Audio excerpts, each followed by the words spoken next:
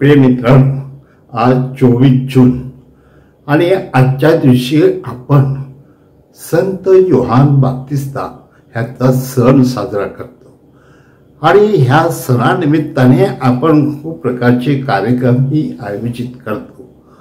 परंतु योहान बाप्तिस्ता ह्याचा जन्म एका विशिष्ट कारणासाठी म्हणजे येशू येण्याची तयारी तारणाऱ्याची तयारी करण्यासाठी परमेश्वराने त्याला पाठवलेला आहे। म्हणून तो त्या प्रकारचं जीवन जगतो।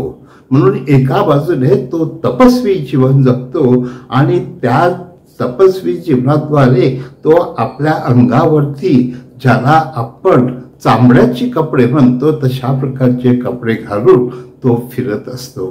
आणि प्रिय बंधू भगिनींनो, तो तपस्वी जीवन जगत असताना सुद्धा खूप प्रकारचे त्याग करतो अशा दृष्टिकोनातून की परमेश्वराची इच्छा त्याच्या ठायी पूर्ण व्हावी आणि तो एक राष्ट्राचा प्रकाश म्हणून त्याला पाठवण्यात आलेलं होतं।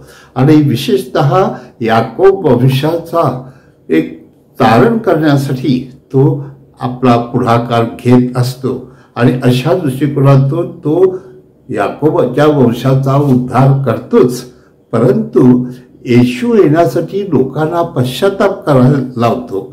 आज माझ्या प्रिय बंधूंनो, या सणाच्या निमित्ताने आपल्याला एक महत्त्वाची गोष्ट दिसून येईल की परमेश्वराचे तारण दिगंतापर्यंत पोहोचवण्याचं कार्य हा माणूस करतो आणि म्हणून तो अगदी रोजच्या रोज आपलं कार्य दक्षतेने करतो हे आपल्याला दिसून येईल। म्हणून परमेश्वराच्या नावाने तो घोषणा करतो, पश्चातापाची घोषणा करतो आणि आपल्या जीवनात बदल करून आणण्यासाठी माणसाचं परिवर्तन करण्यासाठी तो प्रयत्न करीत असतो। म्हणून माझ्या प्रिय बंधूंनो, आपल्याला दिसून येईल की ज्या वेळेला तो प्रभू येशू ख्रिस्ताला समोर पाहतो तेव्हा तो सांगतो, पहा हे देवाचे कोकरू, जगाची पापे दूर करणारे देवाचे कोकरू आहे। म्हणजे हे त्याला प्रकटीकरण झालेलं आहे की परमेश्वराला त्याला आपले कोकरू म्हणून अर्पण करायचं आहे। हो माझ्या प्रिय बंधू भगिनींनो, हे आपल्या दृष्टिकोनातून एक महत्त्वाची गोष्ट आहे की तो त्यानंतर प्रभू येशूला यार्देन नदीमध्ये बाप्तिस्मा देतो, त्यावेळेला पवित्र आत्मा येतो आणि पवित्र आत्मा येशूवर उतरतो आणि स्वर्गातून परमेश्वर पित्याची वाणी होती, हा माझा परमप्रिय पुत्र आहे।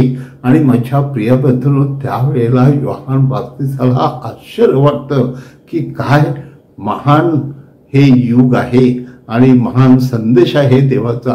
प्रिय बंधू भगिनींनो, आपण ह्या संताचा सण साजरा करत असताना एक गोष्ट आपण लक्षात ठेवूया की ज्या वेळेला हेरोदाने त्याच्या भावाची पत्नी ठेवलेली होती पत्नी म्हणून, तर त्यावेळेला हा स्पष्टपणे त्या राजाला सांगतो की तू जे करतोस ते अयोग्य आहे।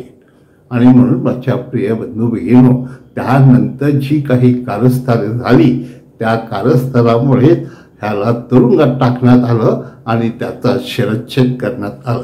परंतु प्रिय बंधू भगिनींनो, आपल्याला ठाऊक आहे की परमेश्वराचं तारण करण्यासाठी त्याने आपलं संपूर्ण जीवन समर्पित केलेलं आहे।